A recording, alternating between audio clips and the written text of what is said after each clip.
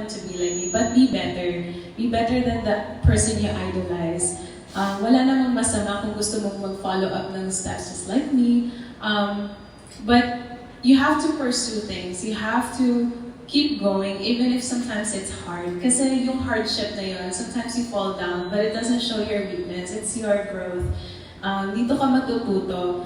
And at the same time, stick to the right people around you. Kanina we were in this table and I heard of course from your local director here, Miss Angel, that you really need the right people to support you when it comes to your dreams. Kasi it's so easy for someone to say na, oh, susuportahan kita, but baka mamaya yung support na nakukuha mo, minsan may may kapalit, yes. So I think if you really want to support someone, support throughout your heart.